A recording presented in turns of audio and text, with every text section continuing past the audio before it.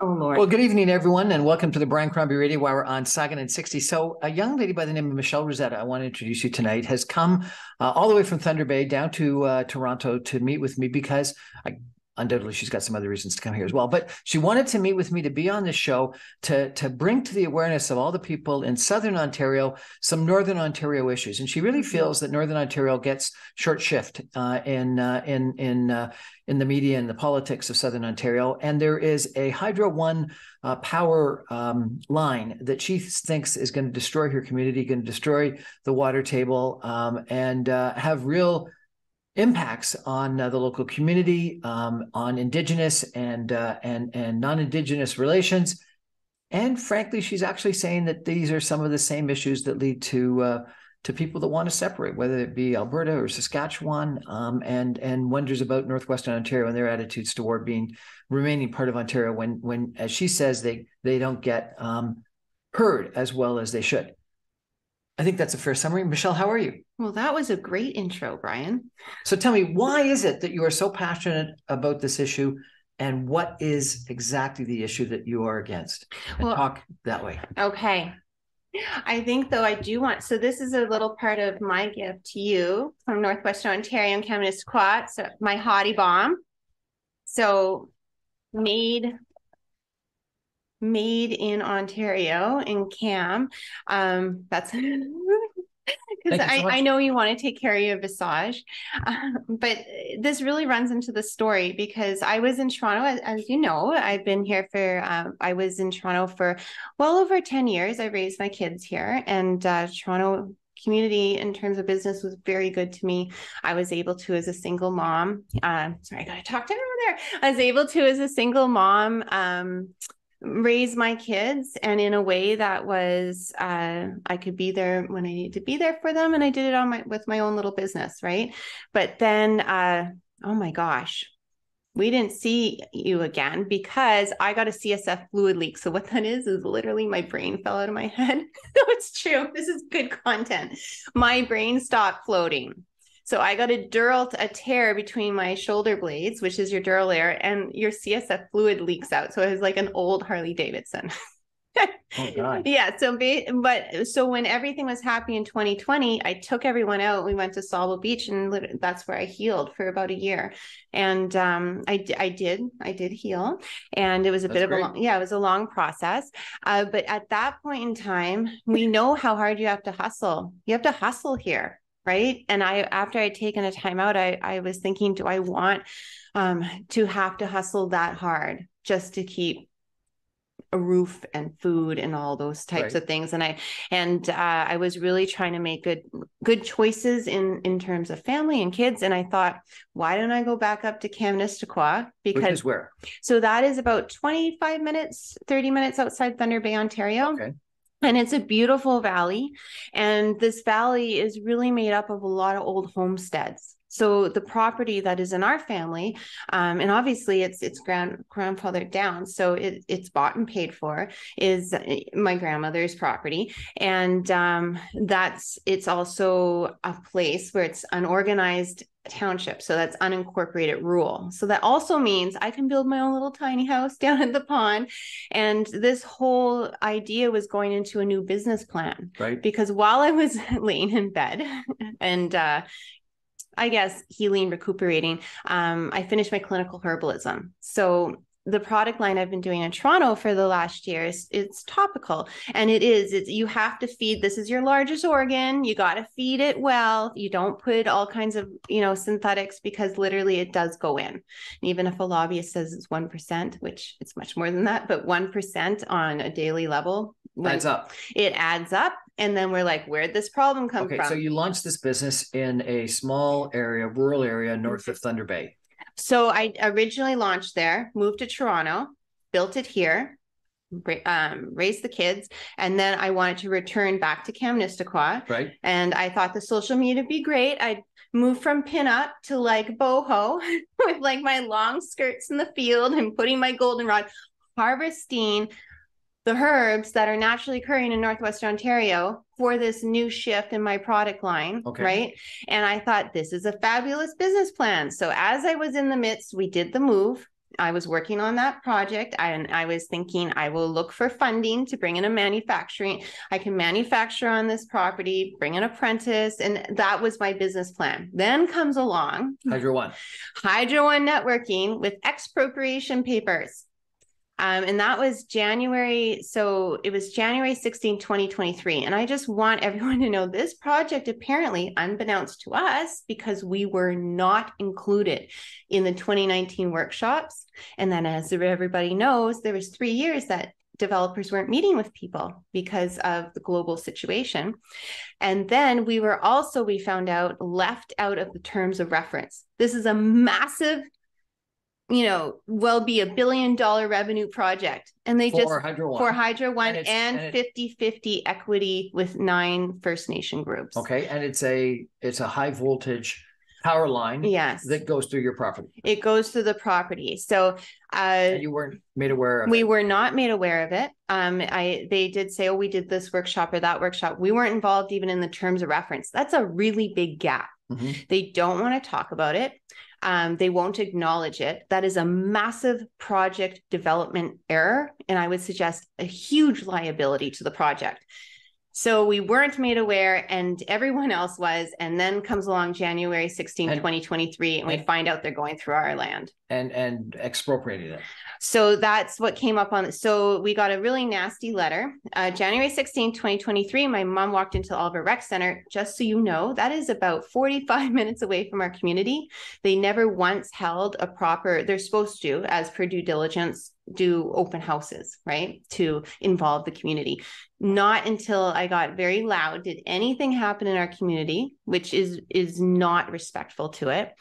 And anyhow, we walked in to find out about the line, and we noticed that the line goes right over our watershed. So the well is below where the development will be, which means that those trees that are pulled out, the nitrates are removed. It loosens everything up, and that's going to flow down into your water table, which we have a huge pond. So yeah. I apologize. So how much of your land do they expropriate? So they say it's only 45 meters on either side of this. Okay, actually, via media and everyone else, it is very unclear. So they'll on one thing, it's 45 meters on either side. Their EA was a 500 meter. It's an EA. So it's an environmental assessment. Right. So they know there's going to be damage within a 500 meter radius on either side. To what? To land? To trees, land, wildlife, plants. Water, plants. They're aware that this is an actual impact. 45 meters on either side, so 90 meters. It's much more than that, though. So the swath of land is actually very large. And we did have someone take a float plane. They looked at the original line that's there, and it is a massive amount of destruction that they don't actually recognize. Okay, so your issue is number one, it's happening. Your land's being expropriated. Number two, you weren't given adequate notice about this. And number three, even though they're paying you, I presume, with the expropriation fair value for your land, it's going to damage your surrounding land, so the water table, etc. Correct. The first things is that they can't give this. So this is like the whole railroad thing, right? That's where this is. It's a confederation policy that if it's in public interest, then they can just railroad through, which I would suggest is not appropriate for 2023 at all. And given that our population is much more dense, it's not appropriate. But you can't give fair market value for that property. One, our property values are so low in comparison to anywhere else in Canada that you will not get a fair market value that, oh, okay, I'll just move somewhere. Secondly, that's freehold land. It's the original Dawson lot. So I would probably argue, which we haven't gotten to, you could get back to the original patents, which is a problem for Hydro One, which they don't educate community on because that would be a bigger issue for them. But this is old land, and you can't just rebuy. And the problem is this is also their old homesteads. So the home we live in was our neighbor's, great grandparents, where her grandfather was born. So is it going through the home or just? So for us, so there is about 6 plus 9. They always do that. Well, there's only 6 in this area, but 9 in this area. That the line, they just showed up. January 17th, people got these property acquisition packages that they realized the line was going straight through their foundation, straight through their living room. Yours or neighbors? So it's neighbors. So that's why we called it neighbors on the line. So this goes from Shunya to Dryden. So in Dryden, at that end, the line is going straight through people's arena, like stable arena, pretty much right by their house within a 50-meter impact area. And that so those houses were complete write-offs. But what we have to understand is that it's the electromagnetic radiation and the actual impact to the land. Even if your house isn't being taken out, if you're in a 500-meter radius of these lines, it is impacted. So it's about 300 homes that are in this impact area. In your community alone? So in our community alone, it's about from Shunya to Chappaqua, I believe it's about 80.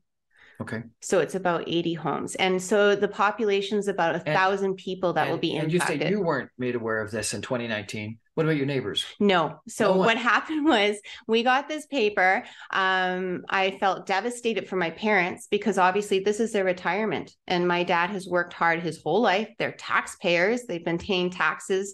My dad was in the mining industry. He's done his due diligence to serve province and country in regards to bringing revenue and,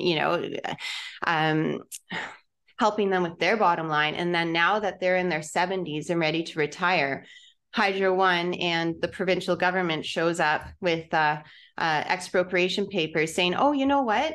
We need more from you. We need to destroy your land now. And it's just so devastating. And this isn't just my parents. It's so many along the line. A lot of people online. So, and we're going to take a break for some messages and come back in just 2 minutes with Michelle and talk a little bit more about, why she thinks that Northwestern Ontario and their concerns are not being heard in Southern Ontario, and why this leads to, you said, attitudes toward separation. And we're going to be back in just 2 minutes. Stay with us, everybody.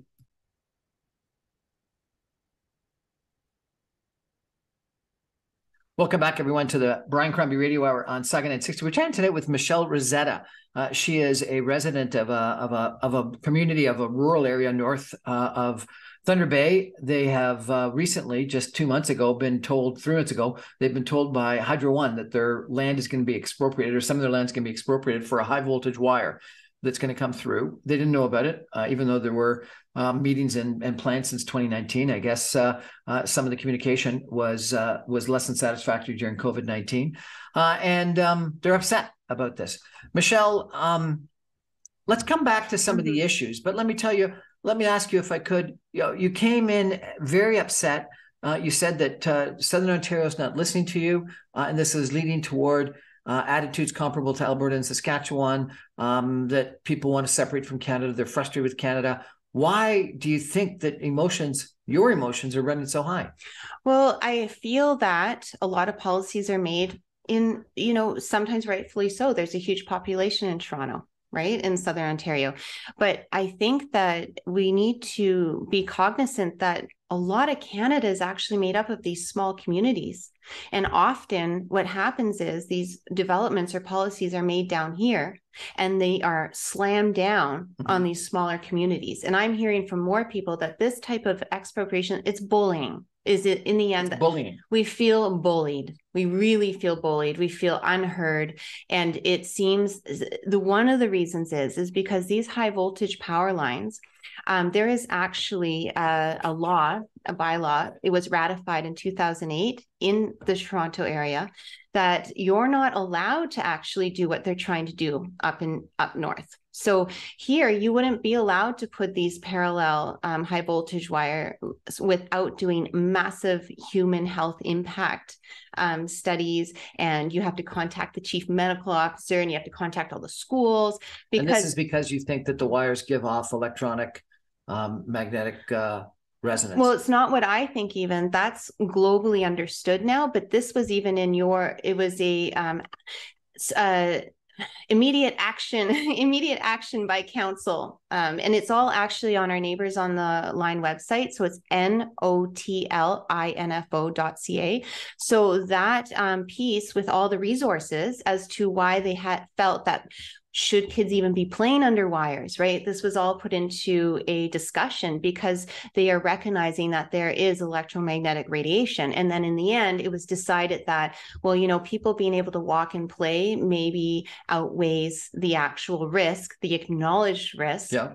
And lots of people play underneath hydro wires. There's buses that go under hydro wires. Lots of people like backing onto hydro wire, right of ways, because they get some parkland behind their house where they can walk their dog rather than another house. Well, we've lived with this particular line since 67. And now the seniors have come forward to me and said, we didn't know how to protect ourselves back then. So you're saying there was a line there already? So there's a line that was put in 67. And the reason it's so sad is because actually this area is it is a historically prominent area to Canada. This was it is the original Old Fort William.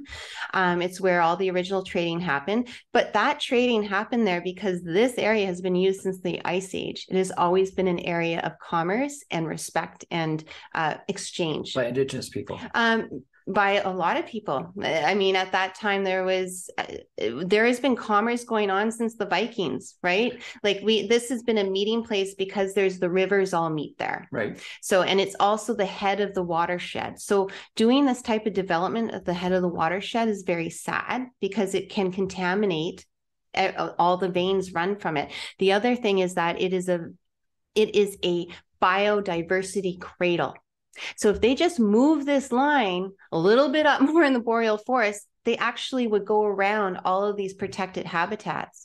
So the pileated woodpecker is protected there, the white-tailed deer, there is rare herbs and plants, and the wolves run through there because there is so much population. Okay, so people... Yeah.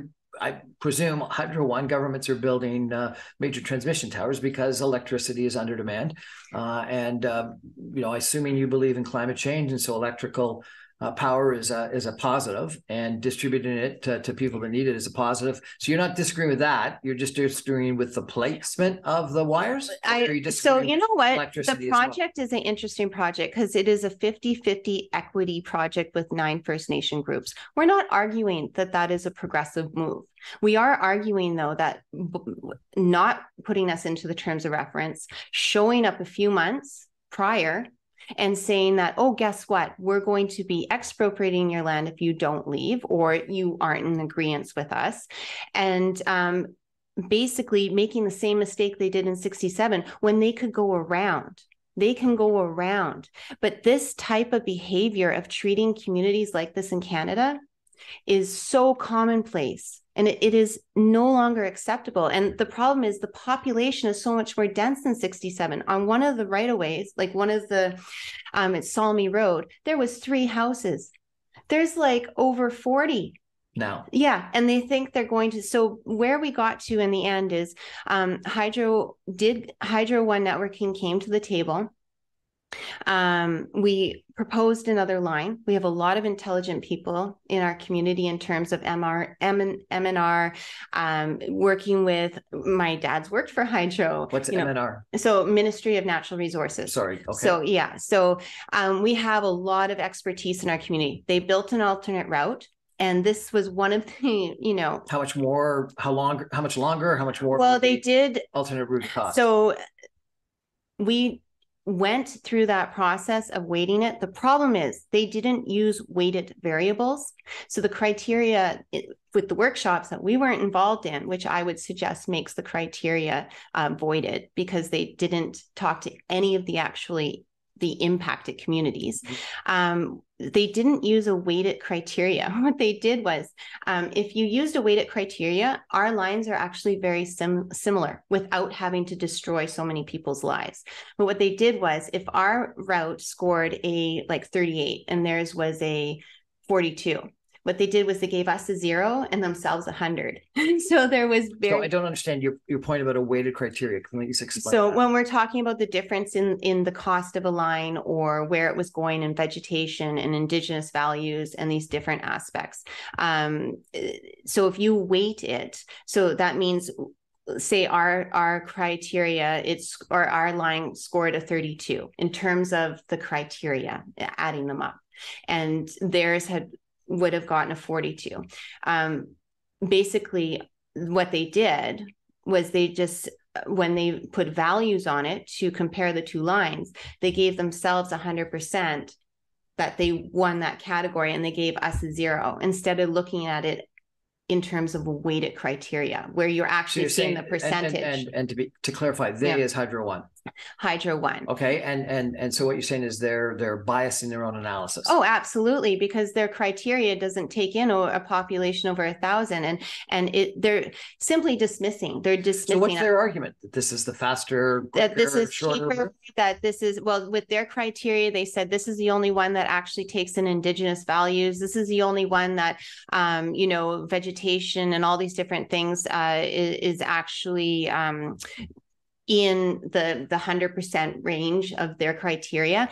But in the end, to destroy that many people and cause this much trauma, because it's trauma. I have people that are calling me saying they don't know if they can make it through. Their blood pressure is off the charts. We have one woman that's on dialysis. She was building her home to be able to have dialysis at home and not fly to Toronto. Right. Meanwhile, they want the line goes straight through their foundation.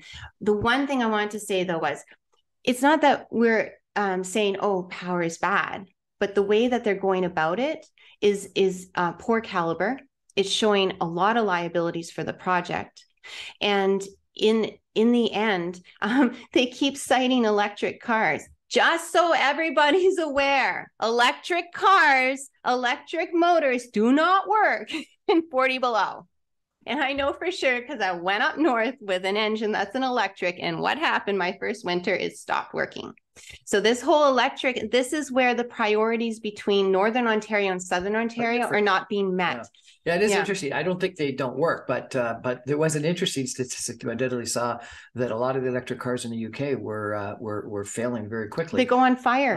They don't go on fire, but what they do is they run out of their battery in half the time, in a far shorter time. And so when the UK, which is not known for that cold of weather, had a cold snap, they had a huge problem where a lot of the electric cars, their batteries were running out far quicker. So batteries don't work as well in cold weather. They actually go on fire. The mechanics up north told me. Like there's a process that happens in the cold and something happens. Okay. Well, I haven't heard that. Well, but I can accept the fact that there's probably more demand for electric cars in Toronto, and probably electric car demand in Thunder Bay is less.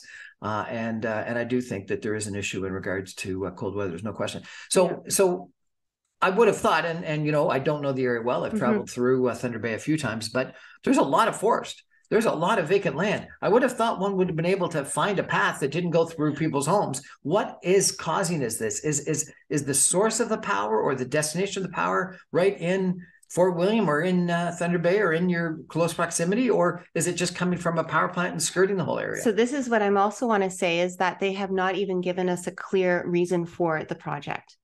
They have not given us any accountability about it. I said, if this is where's it going from, going to? Exactly.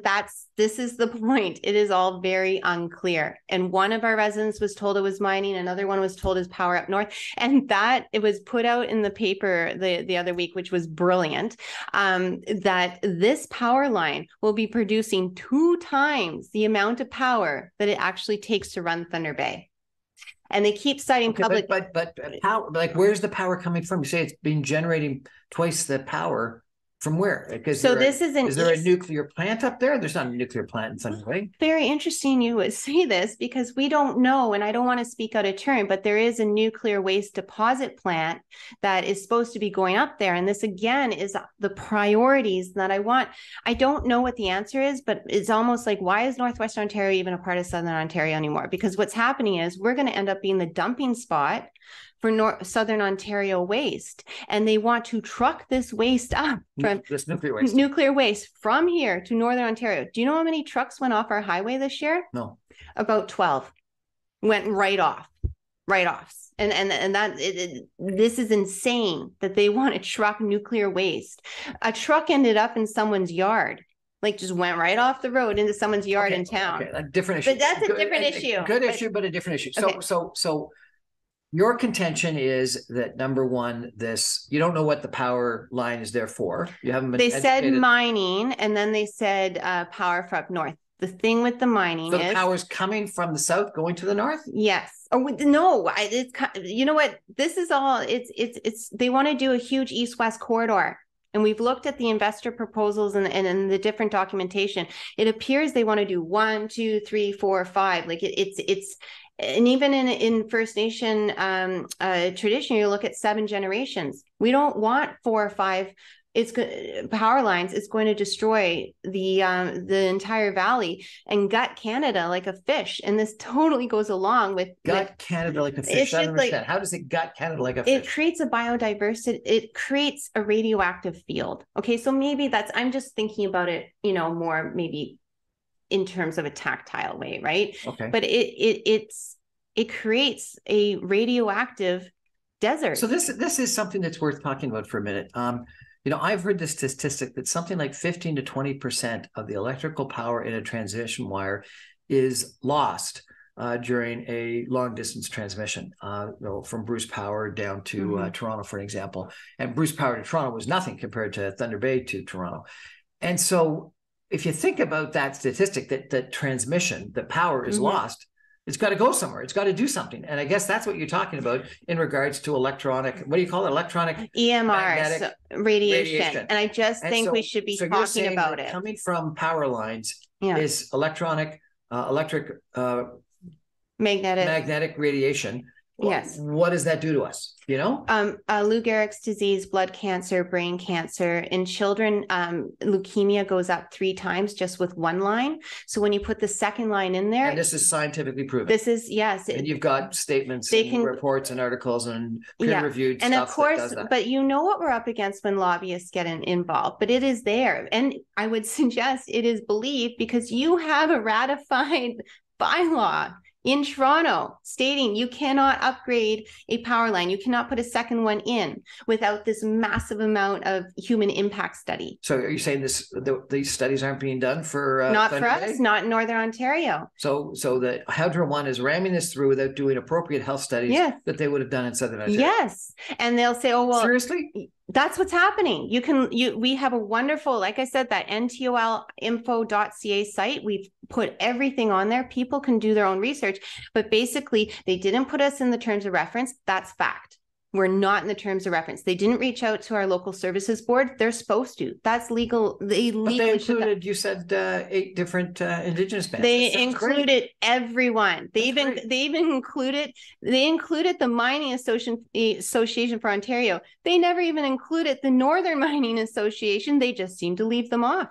That's a whole other issue they haven't even dealt with as of yet. And there's claims all along there. The public interest piece, though, I asked them, I said, because he said, well, Michelle, there's a trade-off. This was the environmental representative for Hydro and Networking. I said, really? Well, I'd like to know what our public interest is. And he can't answer because there is no. So basically what's happening, and it doesn't matter necessarily what in terms they can prove or what's, lawful in Canada. The fact is they are taking everything. They're taking everything. And they're taking everything. They're destroying our land. They're destroying our water table. They're putting a huge hydro tower right by this retirement home of my parents. They were taking homes from people, and it's not coming back to us. And I really highly doubt it's coming back to the Thunder Bay region.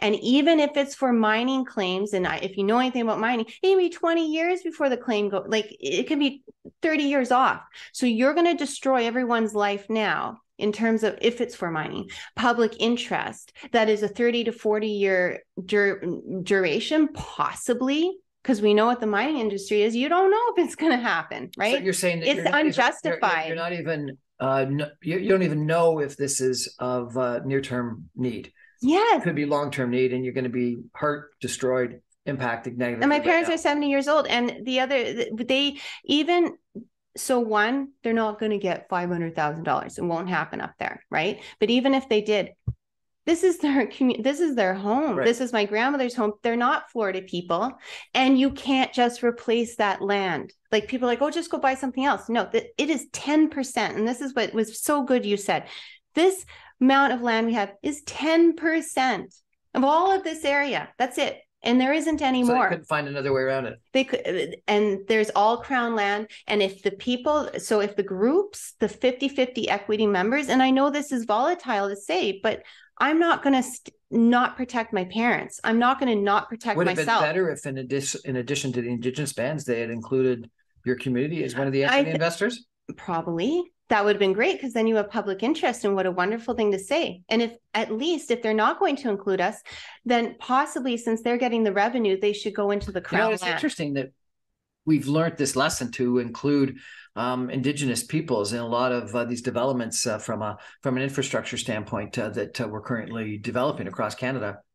But maybe we've forgotten some of the local communities. And so they've got claims as well. Anyway, we're going to take a break for some messages and be back in just 2 minutes. Stay with us, everyone. Interesting conversation.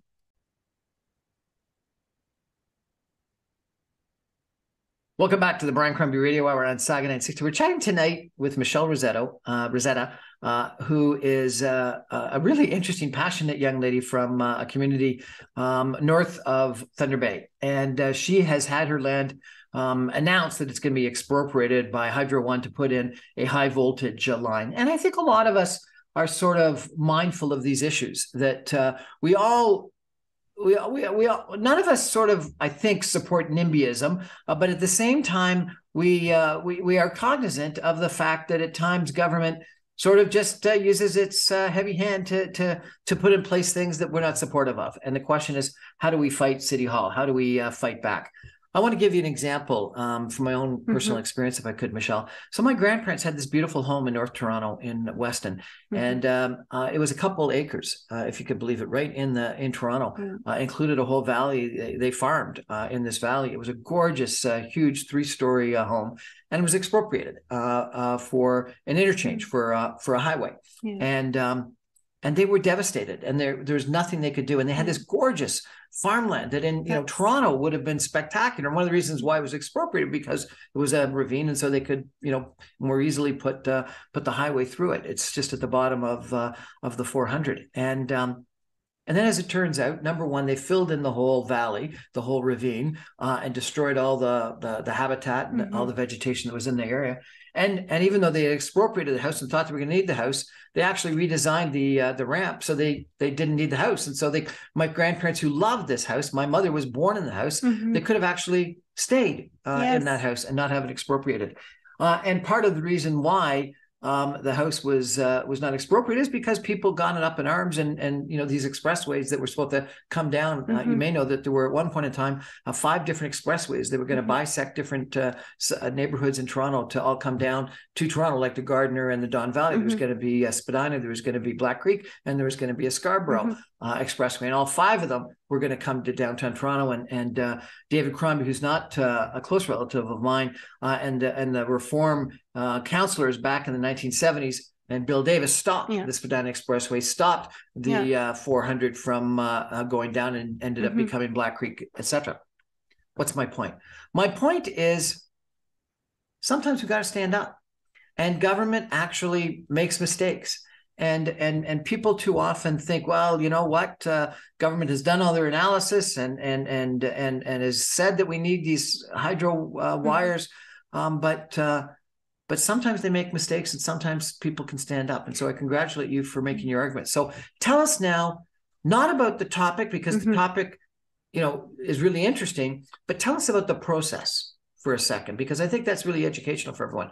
What are you doing to organize your community to oppose this? Okay, so part of coming down here is because we know Premier Ford has more than likely understanding of this project. And so we're learning as a community, we've become educated more about how these projects get moved through.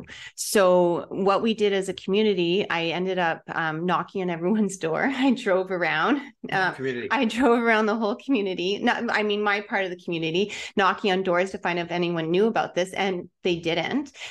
So then I enlisted other people to go drive around their neighborhoods to, because it's a large swath of area, right? To get other people interested. And then we called a community hall meeting meeting. And then I've really learned the power of community initiative. And we brought together, our resources. We have a lot of incredible, talented and people with amazing skill sets and expertise, brought those resources together, sat down, created a steering committee. And our goal was to bring Hydro One networking to the table. They did come to the table. We had these stories being put out into the media, so there wasn't really, they had to come did to the media pick it up? The media picked it up.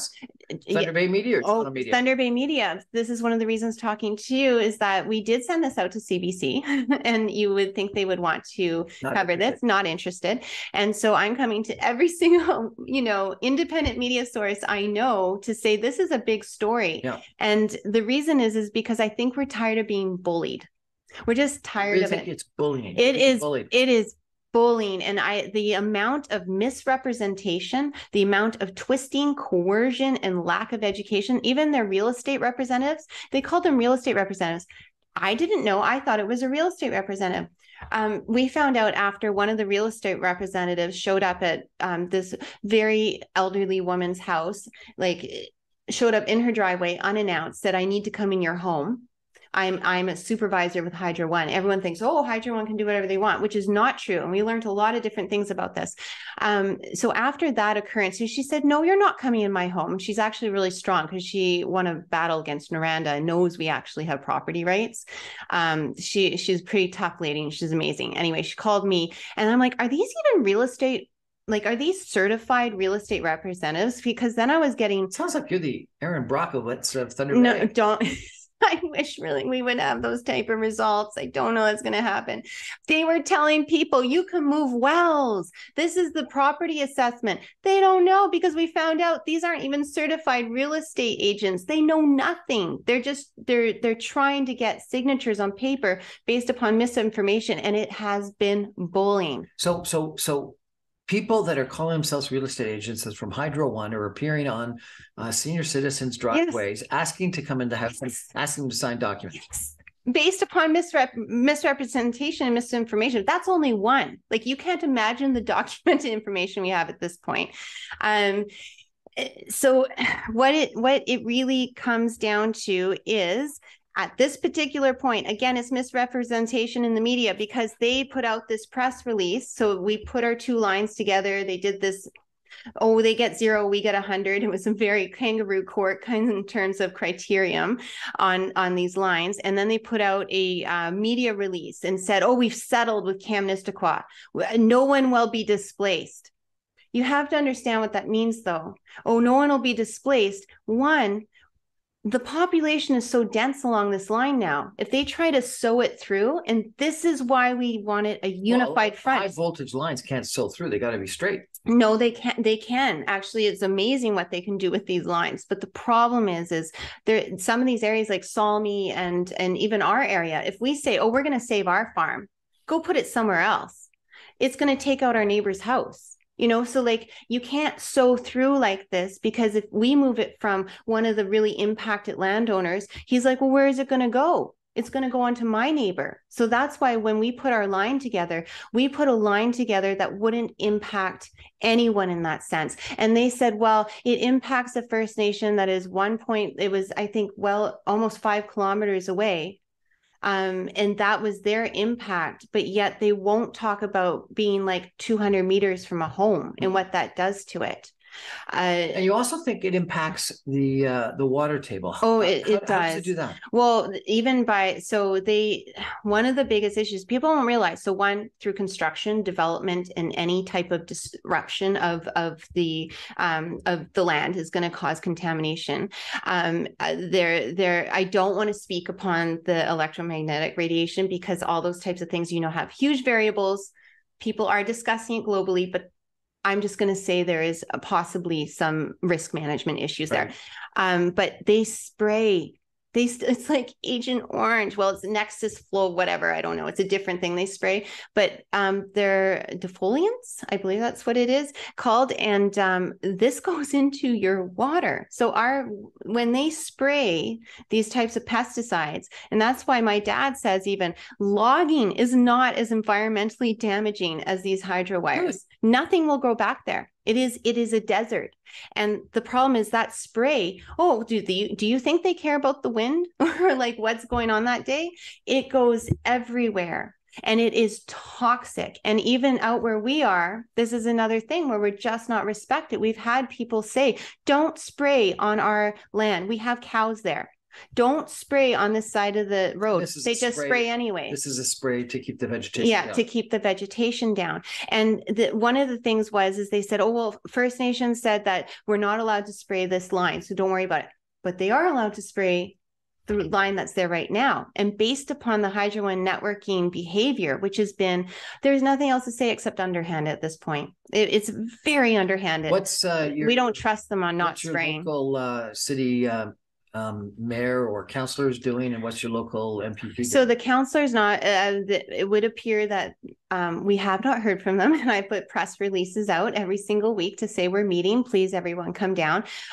So I have not had the update. So finally Kevin Holland, MPP Holland, he did meet with actually they were all impacted landowners, my father and two other gentlemen that are working on this initiative right now. So they met just Friday and I flew out Friday morning. So I'm not sure the result of that meeting. Technically Hydro is acting like this is a done deal now because they've settled with us, but the one thing that I'm very concerned about is they can have whatever they want written down, but they haven't settled with us, and we're not going anywhere. And we're not willingly allowing the line to cross. And I'm not alone. There's about 5 large parcels, and that are not willingly allowing them to cross. But we're going to go through they can expropriate you. But they don't even tell you. We've done a lot of education now on the expropriation process. It is actually a big deal. And it is costly for everyone, and it takes time. And for us, this is the part that's not being recognized in a Southern Ontario mentality, is that if they're going to offer my parents $80,000 for a right of way, which destroys the water, destroys the land, I can't pick my goldenrod anymore because it's got spray all over it and it's got radioactive. So I went there to harvest off the land, which they're destroying. So $80,000. Who's gonna say sure for $80,000? There's no point. Do you know what I mean? We have nothing to lose with sitting there and saying that's fine. You pull us off in front of CTV or whoever else might actually be interested. Pull us off then, and that's me along with other landowners. And I don't want it to get to that point. It's a concern. We don't want anyone to get into a situation where they're at risk, and nobody should. Well, this is fascinating. What an interesting story. We're going to take a final break and come back with some concluding comments in just 2 minutes. Stay with us, everybody.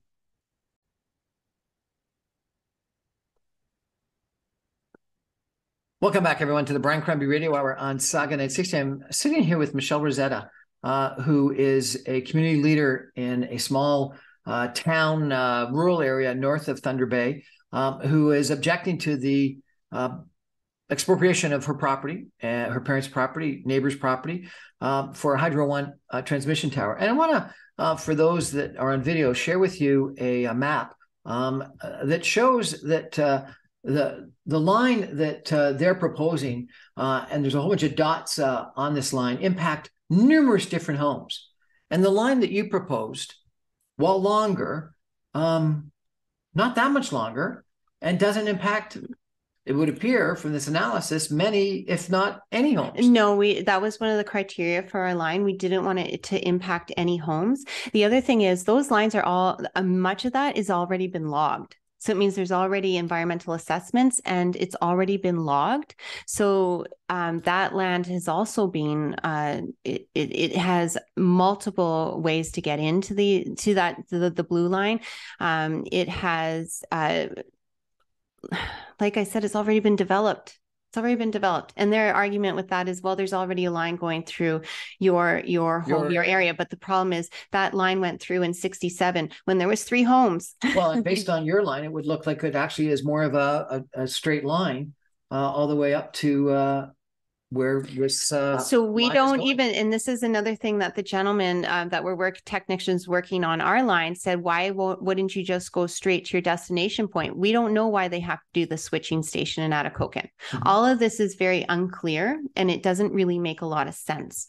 Do you really think that issues like this make Northwestern Ontario want to separate from the rest of Ontario? Because there has been numerous different comments about separation at different times. The separation comment is something I'm hearing a lot. Really? And well, because it feels right. And this is feelings. I'm not suggesting this is policy or fact.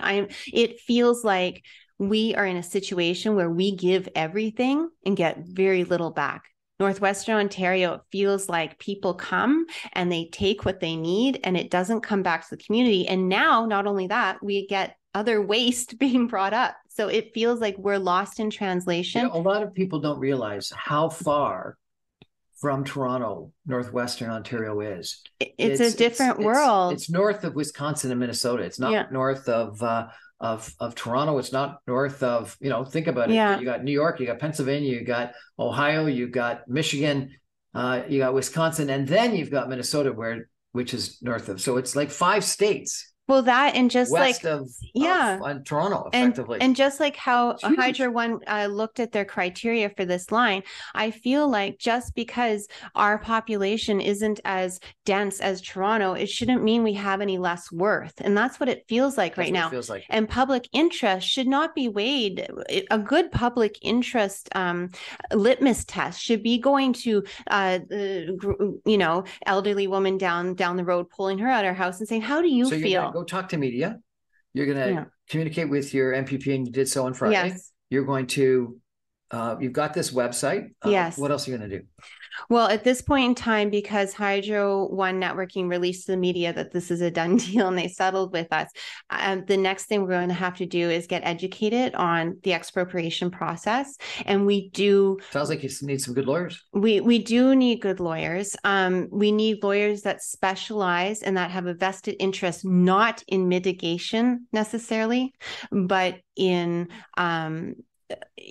I don't want to use the word winning, but in bringing around the process that we can get this line moved, and that our human rights are recognized, and that our worth as Canadians are recognized, and that the fact that all these people have been paying taxes for how long, and only to have everything be taken away.